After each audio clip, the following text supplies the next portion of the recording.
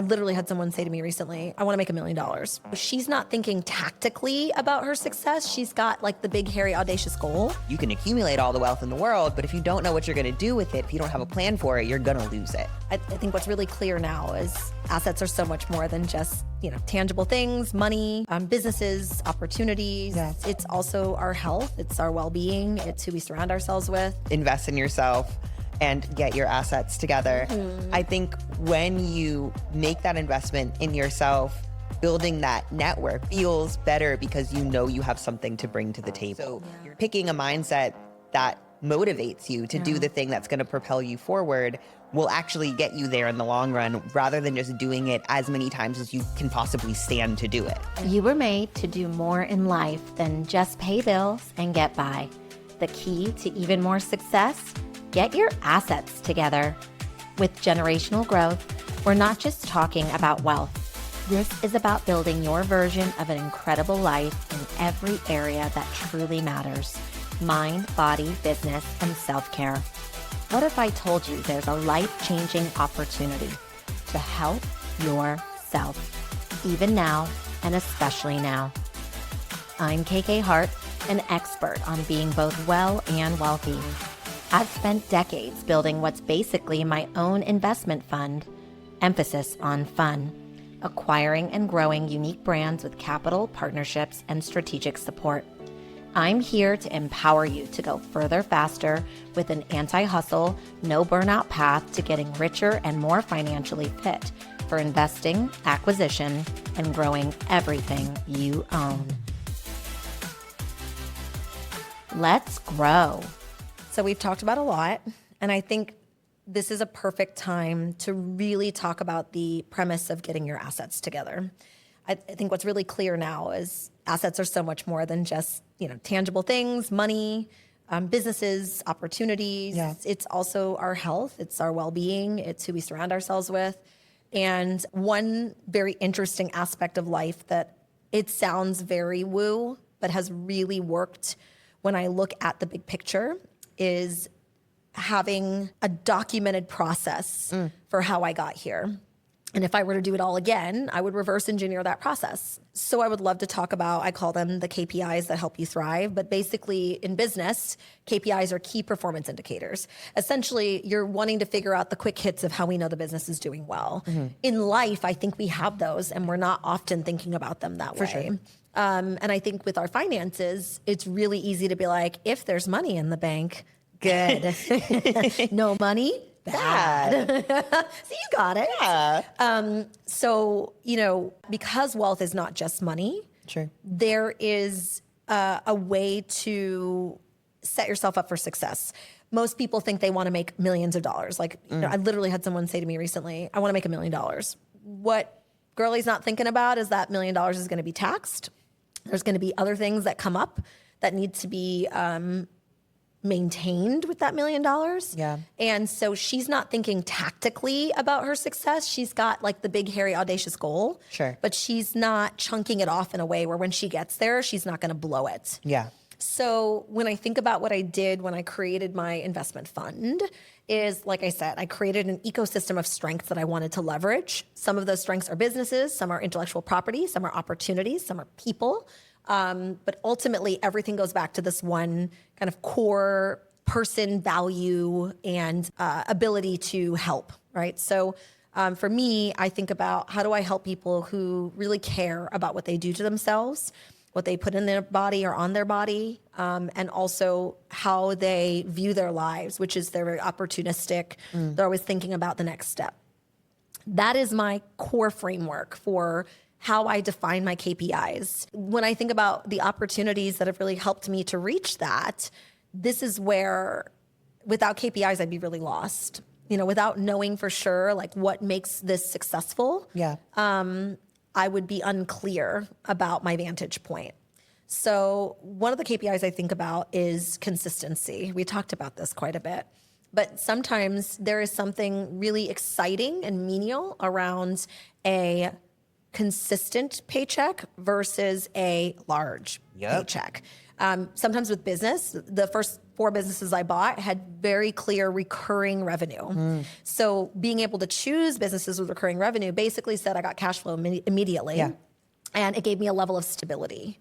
I know stability has been really important for you. Can you think of any KPIs, like as I'm thinking of them, or any key hits that you're really wanting to grow towards? Yeah, I think one that I had mentioned earlier is that I would like to have saved a year's worth of expenses. Okay.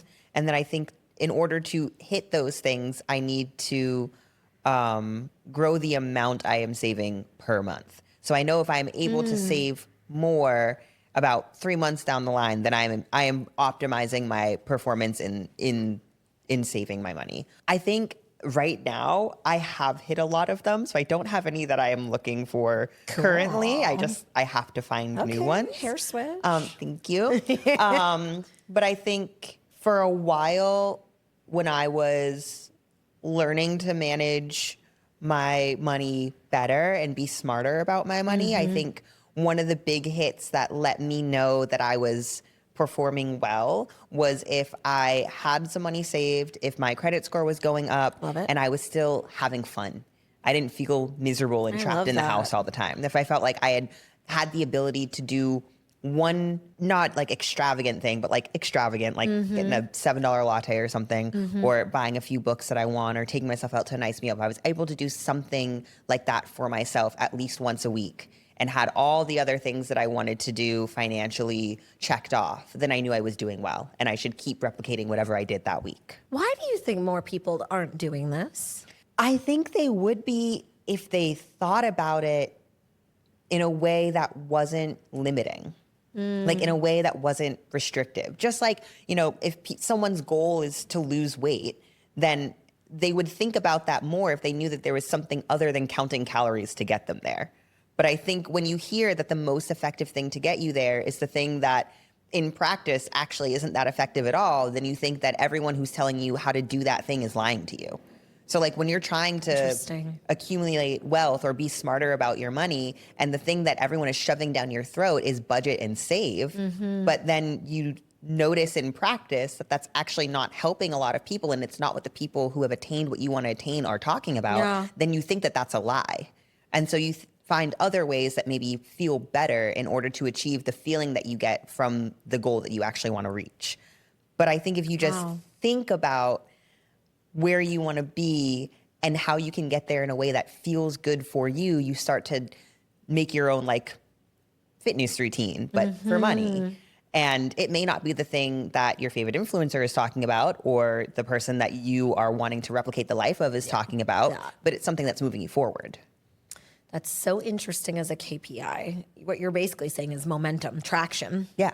And if this were an investment fund, it would be the exact same thing you're looking at if you're making a really big bet. So if you're investing in a business that's looking to do like an exit, everybody thinks the exit is the goal. It's the big payday. It's the $1 billion that gets out in the news.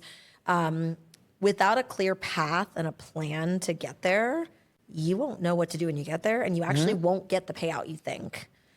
So I find it really interesting that you have this kind of way of thinking about your success that's really approachable and really relatable.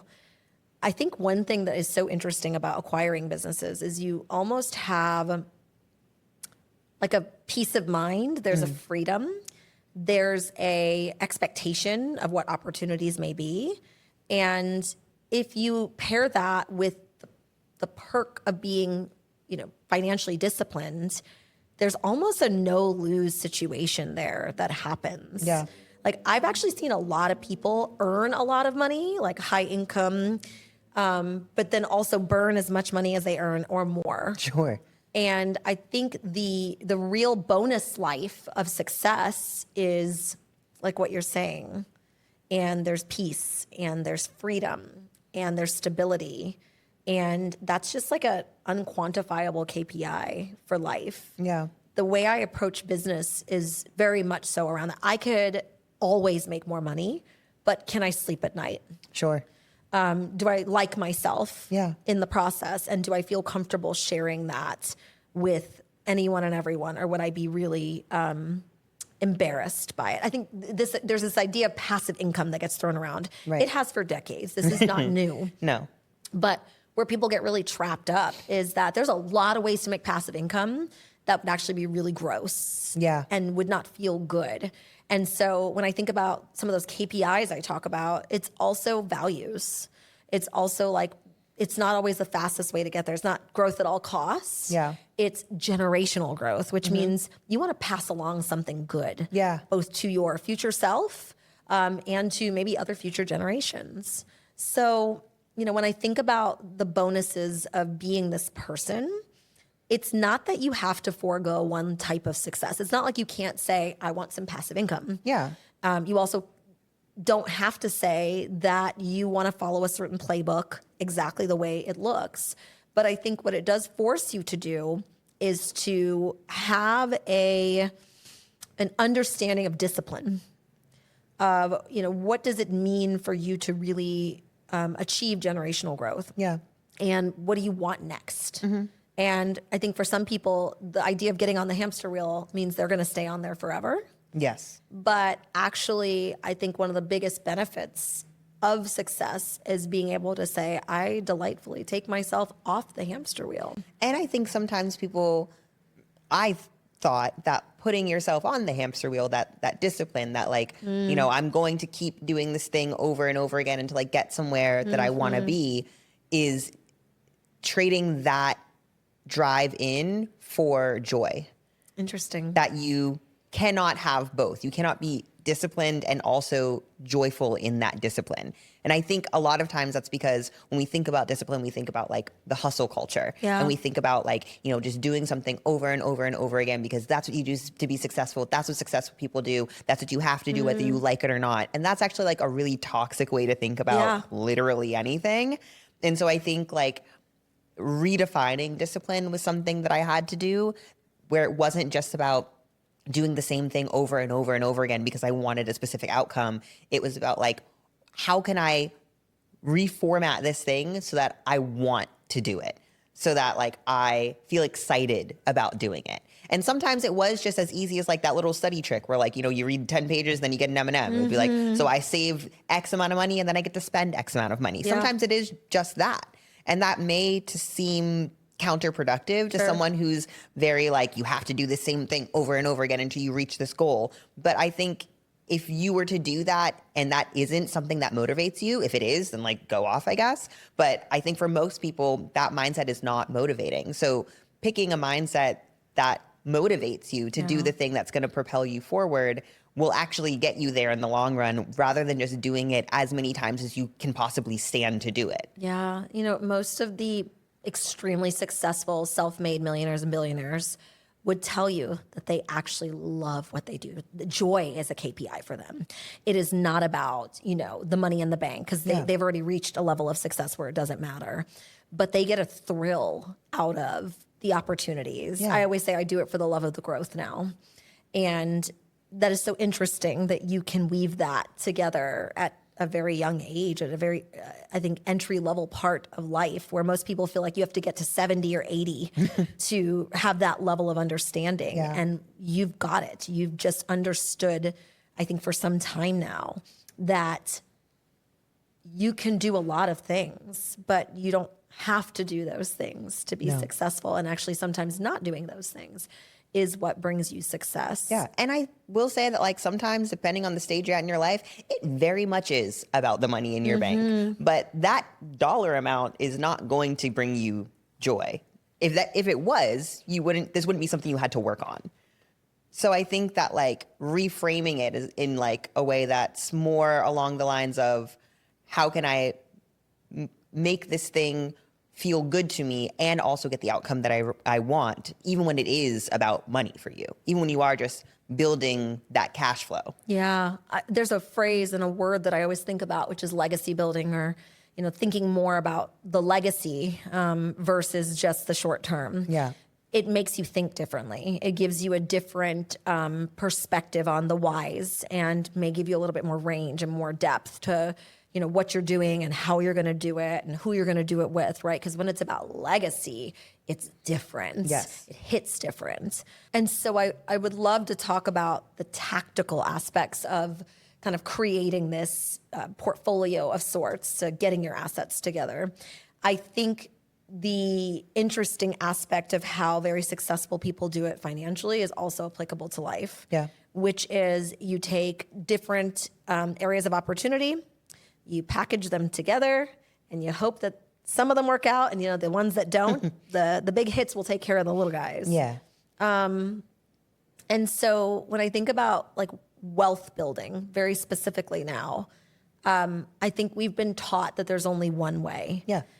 Women, for instance, they take up a large number of the businesses right now in America, but less than 2% will have ever made $1 million. So we come up with ideas, we build without strategy, and then we're frustrated that we haven't built a legacy. Yeah. Again, a reason why I'm such an advocate for growth through acquisition, because I think acquisition plays on every aspect of your holistic self. Yeah. It's not just a financial play. Yes, you have to have money in order to acquire, but you have to have skill. You have to have the personal development, to have the rigor, to be able to sit with what's uncomfortable. Yeah. People always ask me the second thing after, how do you find the deals? It's like, how do you know what to do? Yeah. And it's like, you have to have a mindset and a personality that forces you to want to be a detective and be a problem solver. So you can't just find issues, you have to also be willing to solve them. Yeah. And to build your network around that, to build the people who are going to help you. I have this thing I created over the years, I call it people of interest. And it's like, if I need someone to insert this task, I have someone I can call for that, right? But why aren't we thinking about that more proactively, whether it's our personal or our professional, right? There's aspects to growing your investment fund that can be really fun. I always say emphasis on fun. I think the principles of business can really be easily translated to personal when you think about, the real meaning of life, which isn't always just to do one thing. It's to have range. There's a Frank Sinatra quote, I think, that I always loved, which is like, in life, it shouldn't be a staring contest. And so that means you want to be someone with a range, with depth. Yeah. I care less how I look and more about who I am. And I think that's exceptionally true when we're thinking about legacy. Now you really understand why you can make money a lot of different ways, some of which are legal, some are not, some of which will keep you up at night, some will not. Sure. But this is really the playing of the long game in little short chunks of the small game. Yeah. In my career, I think I've gotten really good at understanding that. And that was actually mostly trial and error. So there are times that I did not make great decisions there. But when I think about, maybe the North Star that I used, it was authenticity. It's like, am I the client? Yeah. Do I resonate with the client if I'm not the client? Is this business for a purpose greater than financial? What are my values, and does it, relate to any of those values, or does it go against any of those values? Sure. And then it's really around this idea of like basic financial education, like debits and credits. Like things just have to make sense from like I love accounting 101. simple accounting math perspective. And so as you can see, this is not exactly rocket science. No. I wanted this to be really like distilled in a way that anyone could see that they could create their own investment fund. Yeah. It may be that they like acquiring businesses like me, and entrepreneurship through acquisition is growing. And I feel like when you're someone who can see and acquire opportunity, you may find that you will love that version of success, but you may also be someone who creates that fund in a very different way, where you build some, you buy some, you invest in some, you partner in some. I think that's real generational growth. That's why I don't call it generational wealth. Yeah. It is about so much more than just money. You've always been a like teach a man to fish kind of person. Yeah. And I think that really translates into like, if you can pass down the skills that you've learned that have gotten you to the place that you are, I think that's sometimes more valuable than just passing down a check. Oh, 100%. Or every time more valuable. Actually, every single investment I've ever made and every investment I didn't make all had the same desire. Yeah. More than money, they needed skill. Yeah. They needed mentorship. They needed advisory. And guess how easy it is to get money? Way easier than building a skill set. Yeah. The skill investment, even even when people say they want to do it, they don't have it. Yeah. A lot of investors are check writers. They're not knowledgeable experts or operators. That is my secret spidey skill that I think I acquired over the years of being in the trenches. And it actually is what gets me out of bed now. It's like, I really believe that it's what makes me great and it's what I love about what I do. But more people need that holistic view of success than just here's some money, go blow it, which is almost always what happens. Yeah. And I think also to like, tying it into like the overarching theme here of just like learning how to invest in yourself And get your create assets together. Yes. And create the desire to invest in yourself and get your assets together. I think when you make that investment in yourself, building that network, whether it's of businesses or of people, feels better because you have something to bring to the table. Yeah. You're not just doing an empty ask of people. Oh, that's so interesting. You can contribute. And then the conversation becomes more like, hey, here's this thing I can do for you. And I've noticed that there's this thing that I want to collaborate with you on because you're so good at it. And that feels better than like, hey, can you throw something my way? That always feels hard to ask for, but it's easier when you know that you have something that you can give of equal value. I did a lot of personality testing in my 20s. I don't know nothing about that. All right. It's interesting because what you're saying basically is like, figure out your strengths quickly. Yeah. Even more than your gaps, because if you know your strengths, you can walk confidently into a room and not just command attention, you can command collaboration. Yeah. And when you do that, it unlocks a whole other level of success. I love that because I think that's where most people get it wrong. When we're talking about legacy, it's not about money left because honestly, the tax man and escrow guy, they're going to take all that. Yeah.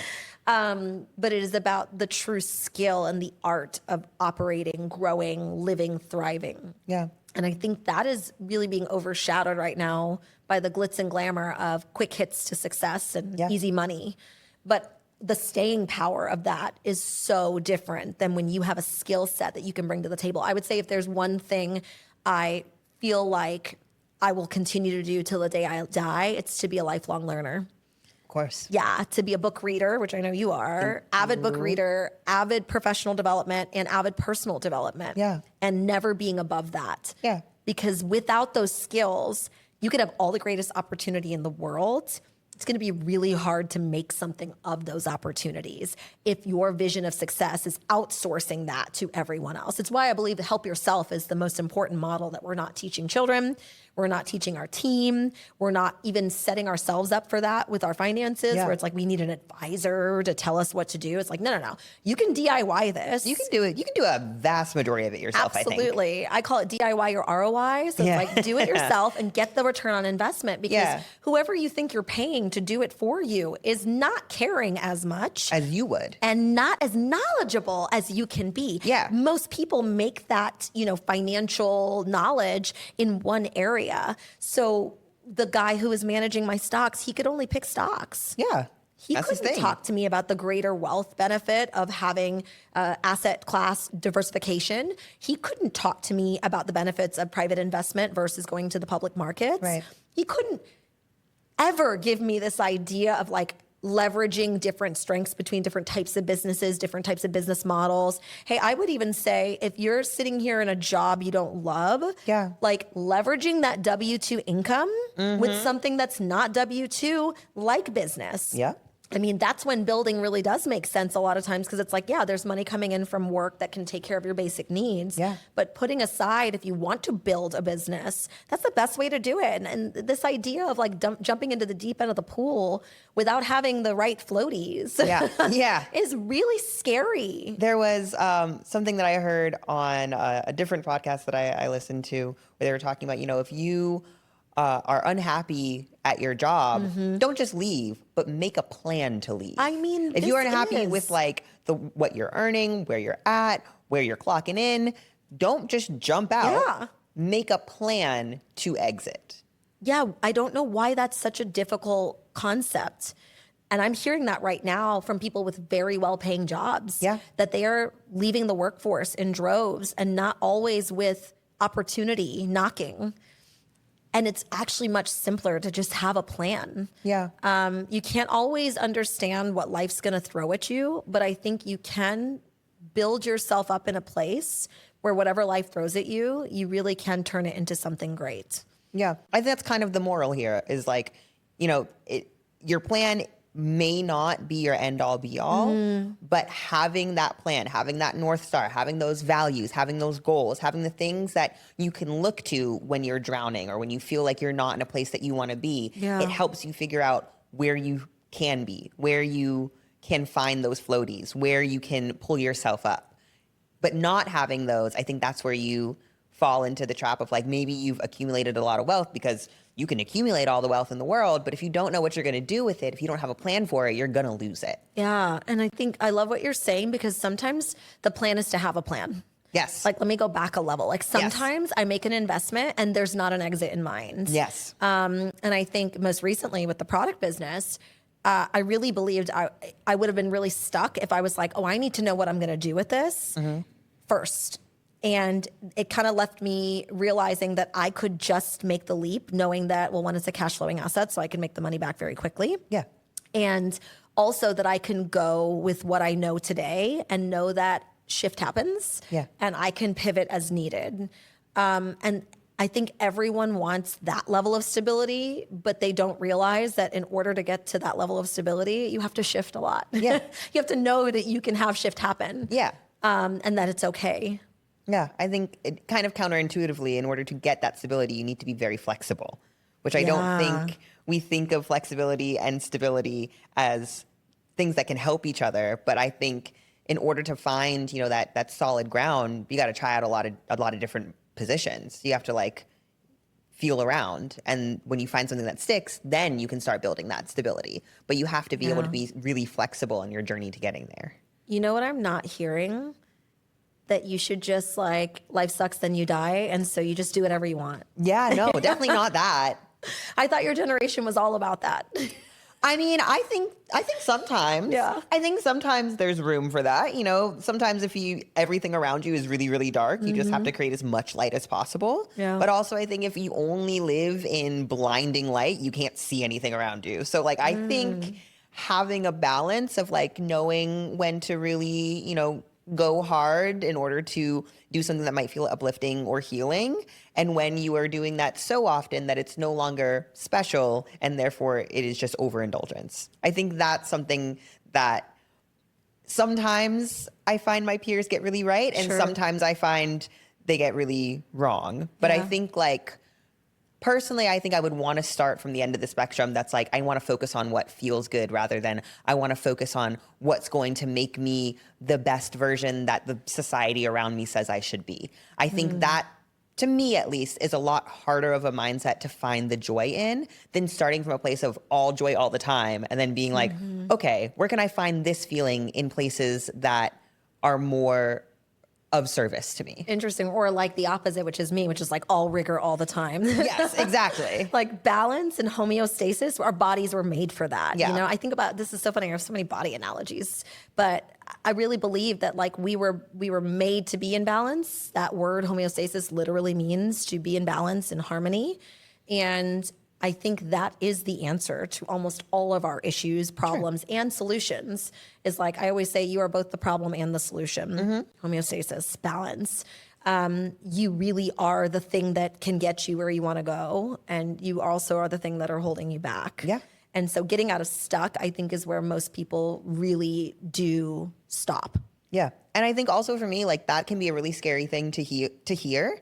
But I also think that for me now, that is the best thing I could possibly hear. Because what I'm hearing is that in both those scenarios, I'm completely in control. Because I am the common denominator there and I'm the only thing I can ever control ever. Yeah. So if I can be both the problem and the solution, then I can control whether I'm one of those things in any given moment. 100%. Unstuck yourself. Yeah. Yeah.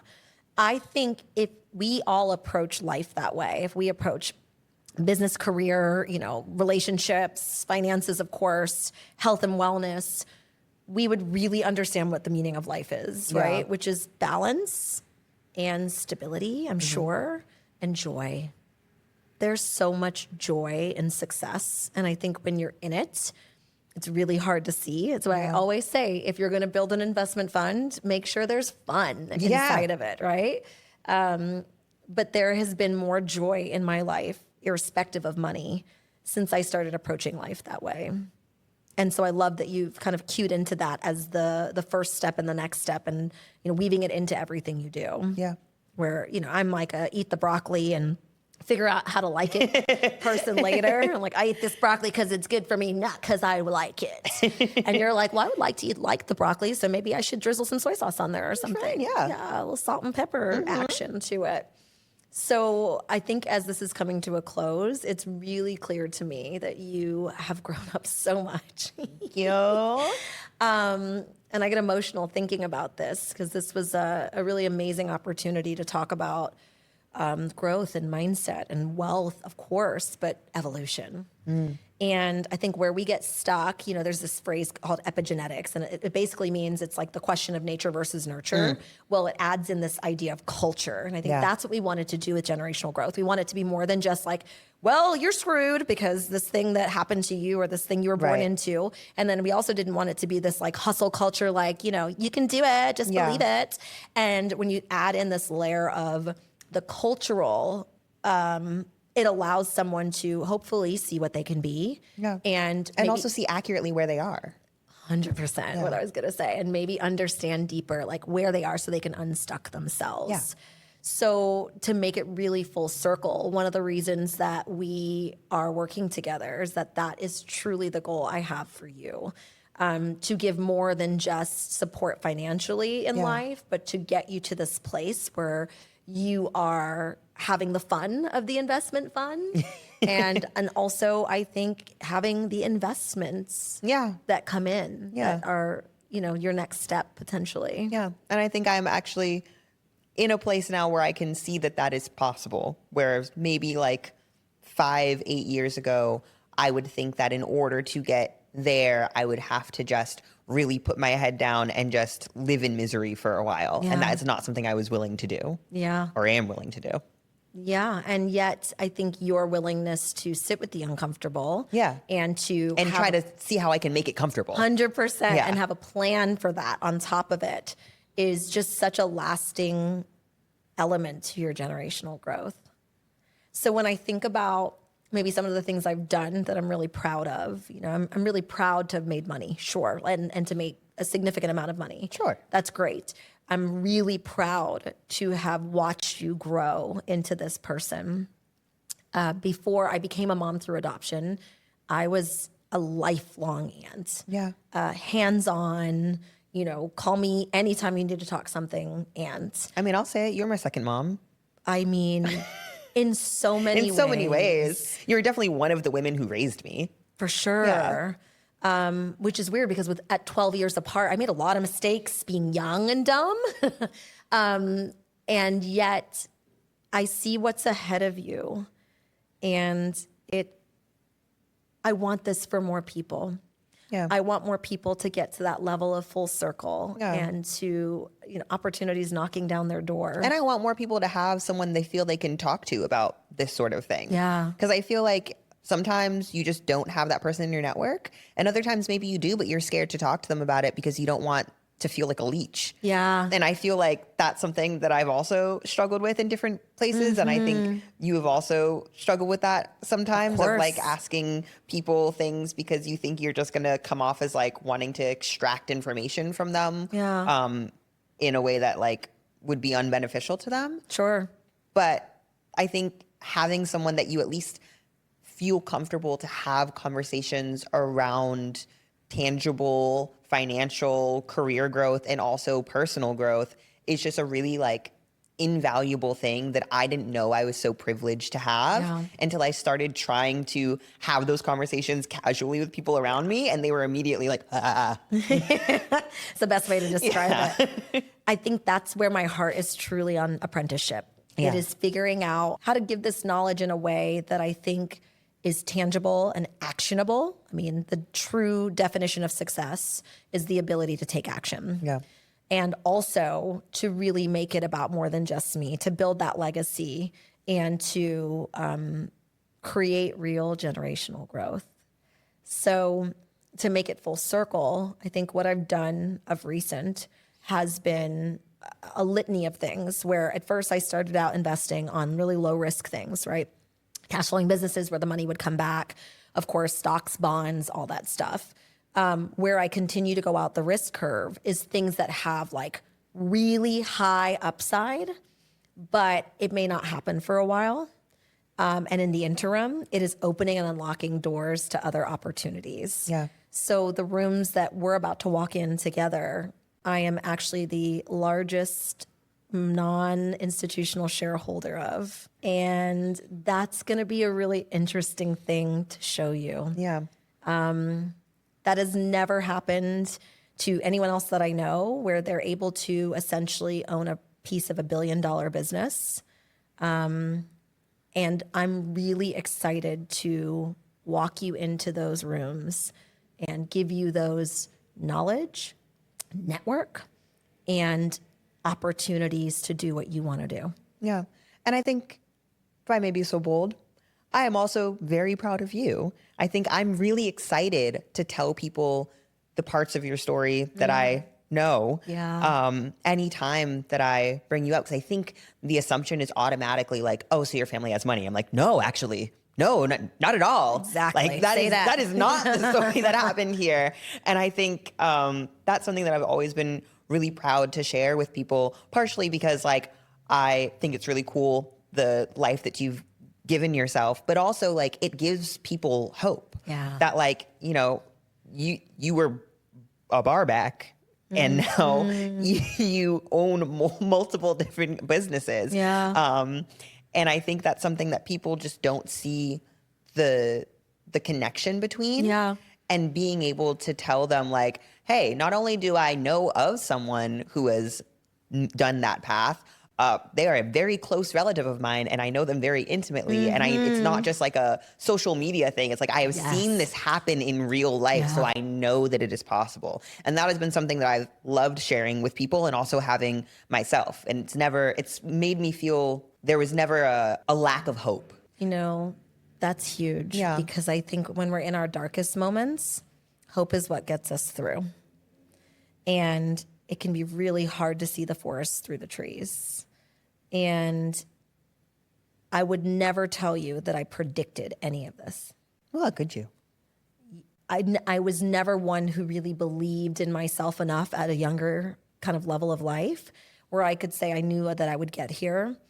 But I'll tell you what I did know. I knew that when I got here, I'm bringing everybody else along for the ride too. Yeah.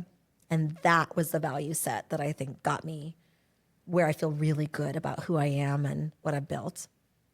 So to close out with an actionable step, if you were to give someone one thing that they could do today to help shift their mindset, maybe not directly in a place that's willing to, you know, make all of these little changes to invest in themselves, but to shift them towards the right direction, what would you start with?